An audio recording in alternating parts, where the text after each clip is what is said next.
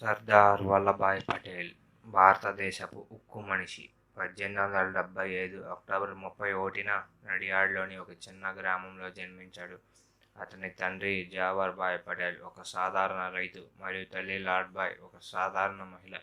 భారత స్వాతంత్ర పోరాటంలో ప్రముఖ పాత్ర పోషించిన సామాజిక రాజకీయ నాయకుడు వల్లభాయ్ పటేల్ స్వతంత్ర భారతదేశ సమగ్రతకు సమైక్యతకు మార్గనిర్దేశం చేసిన మహనీయుడు.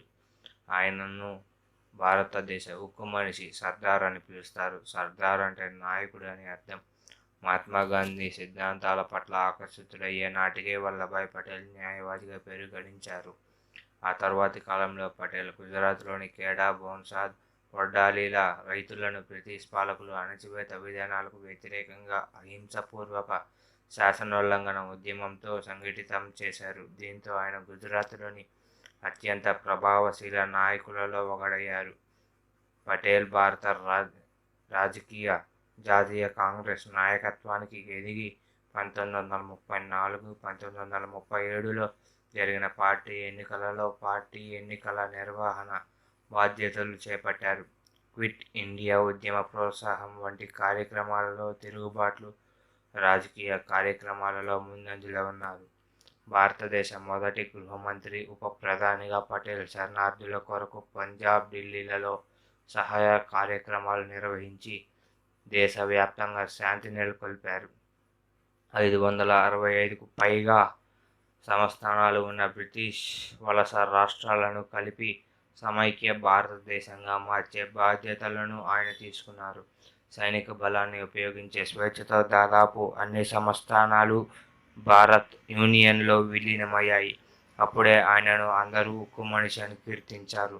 భారతదేశంలో ఆస్తి హక్కుల స్వతంత్ర సంస్థల ప్రతిపాదకులలో పటేల్ ఒకరు. భారతదేశ సమైక్య మార్గం చూపింది సర్దార్ వల్లభాయ్ పటేల్ బహుముఖ నాయకత్వం. ఆయన సుపరిపాలన భావనే స్వరాజ్.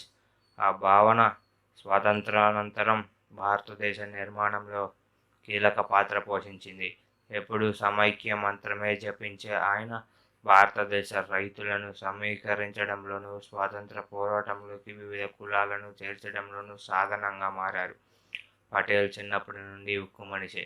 మొదట్లో తాను బారిస్టర్ కావాలని కోరుకున్నాడు. కానీ ఆ కళ నెరవేరాలంటే ఇంగ్లాండ్ వెళ్ళాలి. సాధారణ రైతు కుటుంబంలో జన్మించిన పటేల్ స్థితిగతులు ఇక్కడ కళాశాలలో చేరడానికే సరిపడవు. ఇక ఇంగ్లాండ్ గురించి చెప్పేది ఏముంటుంది? దృఢ సంకల్పం కల వారికి అడ్డంకులు అడ్డురావు. తన కళల సహకారానికి ఆయన ఒక మార్గం కనుగొన్నాడు. తనకు తానే బోధించుకున్నాడు. ఒక న్యాయవాద మిత్రుని దగ్గర పుస్తకాలు తెచ్చుకొని ఇంటి వద్దనే చదివేవారు. వ్యవహార శిక్షణ కొరకు ప్రతి వాదనలు జాగ్రత్తగా పరిశీలించడానికి న్యాయస్థానానికి వెళ్ళేవాడు. పరీక్షలలో విజయం సాధించి గోధ్రాలో న్యాయవాద వృత్తి ప్రారంభించారు పటేల్. తదుపరి కాలంలో తనకు తగిన సామర్థ్యం ఉన్నప్పటికీ న్యాయవాది వృత్తిలోనే ఉన్న తన అన్న విఠల్భాయ్ మొదటగా ఇంగ్లాండ్ వెళ్లేందుకు సహకరించడంలో ఆయన కరుణ గమనించవచ్చు. ఆ తదుపరి ఇంగ్లాండ్ వెళ్ళిన వల్లభాయ్ అక్కడ బారిస్టర్ ఎట్లా పరీక్షలో ప్రథముడిగా నిలిచాడు. సర్దార్ వల్లభాయ్ పటేల్ స్వాతంత్ర పోరాటంలోకి రావడానికి స్ఫూర్తి మహాత్మా గాంధీ. ఆయనను పటేల్ గోధ్రాలో ఒక సమావేశంలో కలిశారు. అప్పటి నుండి పటేల్ గాంధీజీ కార్యక్రమాలను అనుసరించేవారు. వాటిలో చంపారన్ సత్యాగ్రహం ఒకటి. 1918లో ఖేడా వరదల్లో మునిగిపోయి విధ్వంసం జరిగినప్పుడు పంటలు నష్టపోయిన రైతులు భారీగా పన్నులు నుండి తమకు ఉపశమనం కల్పించాలని బ్రిటిష్ ప్రభుత్వాన్ని కోరారు. ఫలితం దక్కలేదు. గాంధీజీ ఆ పోరాటంలో పాల్గొన్నప్పటికీ పూర్తి దృష్టి పెట్టలేకపోయారు. తన స్థానంలో రైతుల కొరకు పోరాడే వ్యక్తి కోసం గాంధీజీ అన్వేషిస్తుండగా సర్దార్ ముందుకొచ్చారు. ఆయన ఎప్పుడు ఏ పని అర్ధమనస్కంగా చేయలేదు. అందుకే మొదటగా తనకు అత్యధిక ఆదాయం ఇస్తున్న న్యాయవాద వృత్తిని కూడా త్యజించి ఖాదీ ధరించి సహాయ నిరాకరణ ఉద్యమంలోకి పాల్గొన్నారు. బ్రిటిష్ ప్రభుత్వం సర్దార్తో చర్చలకు అంగీకరించి పన్నులను తగ్గించడంలో పోరాటంలో ఘన విజయం సాధించి అప్పటి నుండి ఈ భారత పుత్రుడు వెనకకు తిరిగి చూడలేదు. అహ్మదాబాద్కు పరిశుభ్రమైన ప్రణాళికాబద్ధమైన పరిపాలనకు మార్గం వేసిన సర్దార్ నగరంలో పెద్ద కార్యనిర్వాహక పాత్ర పోషించారు. స్వాతంత్రోద్యమంలోకి రాకముందు న్యాయవాద వృత్తిలోనే ఉండగా 1917లో ఆయన అహ్మదాబాద్ పారిశుద్ధ్య కమిషనర్గా ఎంపికయ్యారు. ఆ తరువాత 1922, 1924, 1927లలో అహ్మదాబాద్ మున్సిపల్ అధ్యక్షునిగా ఎన్నికయ్యారు. ఆ సమయంలో అహ్మదాబాద్కు విద్యుత్ సౌకర్యం తీసుకొచ్చారు. కొన్ని ప్రముఖమైన విద్యా సంస్కరణలు కూడా జరిపారు. 1928లో ఖేడా సత్యాగ్రహం విజయవంతమైనది. తరువాత గుజరాత్లోని వడ్డాలి తాలూకు తీవ్ర ప్రకృతి వైపరీత్యాలకు గురైంది. అప్పుడు పటేల్ మరలా రైతుల పక్షాన నిలిచారు. రైతులను సంఘటితం చేసి బ్రిటిష్ ప్రభుత్వానికి ఒక పైసా కూడా పన్ను చెల్లించవద్దని చెప్పి బ్రిటిష్ ప్రభుత్వానికి వ్యతిరేకంగా పోరాడి వారు కఠిన పన్ను విధానంపై ఘన విజయం సాధించారు. ఆ తర్వాత 1930 నాటి సహాయ నిరాకరణ ఉద్యమం సందర్భంగా ఆయన అరెస్ట్ అయ్యారు. విడుదలైన తర్వాత 1931 కరాచీ సభలో సర్దార్ పటేల్ కాంగ్రెస్ అధ్యక్షునిగా ఎన్నికయ్యారు. ఆగస్టు 1942 కాంగ్రెస్ ప్రారంభించిన క్విట్ ఇండియా ఉద్యమం సందర్భంగా అనేక మంది ఇతర స్వాతంత్ర నాయకులతో పాటు సర్దార్ పటేల్ 3 సంవత్సరాలు జైలు శిక్ష అనుభవించారు. భారతదేశానికి స్వాతంత్రం వచ్చిన వెంటనే అప్పటిదాకా మహారాజులు, నవాబులు పాలనలో ఉన్న 565 సంస్థానాలు తాము తమ రాజ్యాలకు బ్రిటిష్ పాలనకు ముందులాగే స్వాతంత్ర పాలకులమవుతామని భావించారు.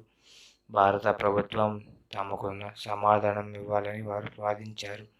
కానీ సర్దార్ అంతర్దృష్టి, వివేకము, దౌత్యనీతి కారణంగా ఆ చక్రవర్తుల మనస్సు మారి భారత రిపబ్లిక్లో విలీనం కావడానికి అంగీకరించారు. పటేల్ గాంధీజీతో చాలా అనుబంధం కలిగి ఉన్నాడు మరియు అతని అన్నయ్యగా, గురువుగా భావించాడు. మహాత్మా గాంధీ తన అన్ని పనులలో ఆయనను ప్రోత్సహించారు. గాంధీజీ మరణం అతని విచ్ఛిన్నం చేసింది. 1950 డిసెంబర్ 15న సర్దార్ వల్లభాయ్ పటేల్ గుండెపోటుతో మరణించాడు. ఆయన మరణ వార్త ప్రపంచమంతటా వ్యాపించింది. దేశం మొత్తం తీవ్ర దుఃఖంతో మునిగిపోయింది. రోజువారీ జీవితం నిలిచిపోయింది.